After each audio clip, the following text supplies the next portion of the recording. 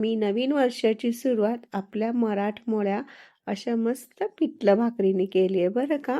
वर्ष नवीन, संकल्प नवीन, स्वप्न नवीन, पण चव मात्र तीच आपली मराठमोळी.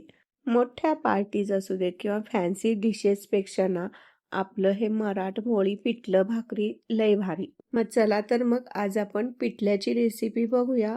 जाड बुडाची कढई गरम करायला ठेवली. त्यामध्ये 4 चमचे तेल घालून घेतलं. तेल तापलं की मोहरी तडतडू दिली.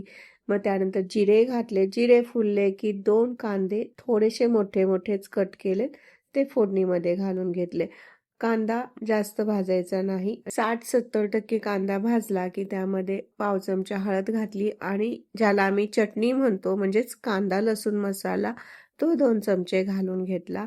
छान असं हे कांद्याबरोबर परतून घेतलं. कांदा लसूण मसाल्यामध्ये असे जरा मसाल्याच्या गाठी गुठळ्या बनलेल्या असतात त्या ह्या फोडणीमध्ये परतवताना फोडून घ्यायच्या, नाहीतर मग त्या चुकून पिठल्यामध्ये लागतात आणि मग पिठलं तिखट लागतं. छान असं अर्धा एक मिनिटासाठी परतवलं. मग त्याच्यामध्ये जवळपास मी 1.5 ग्लास पाणी घातलं. 4 लोकांसाठी हे पिठलं बनवते, मग मी 1.5 ग्लास पाणी घालून घेतलं.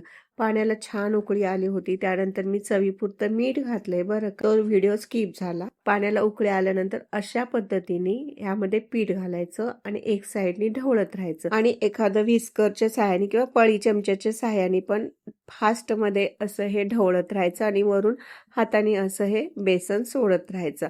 म्हणजे ना हे एकदम चवदार असं पिठलं होतं बरं का. गॅसची आच ह्यावेळेला बारीक ठेवायची. बेसनचं प्रमाण आहे ना, जोपर्यंत हा जरा घट्टसर गोळा होत नाही ना तोपर्यंत हे बेसन घालत राहायचं. गुठळ्या होतात त्याच्यामध्ये थोड्याशा, परंतु त्या पण छान लागतात.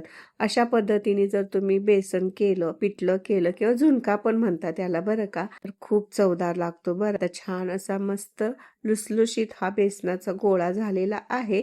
तर ह्याला 2 मिनिटाची बारीक गॅसवर वाफ देऊन काढायची आणि त्याच्यानंतर बारीक चिरलेली वरून कोथिंबीर घालायची. तयार झालं आपलं मस्त असं हे बेसन पिठलं झुणका.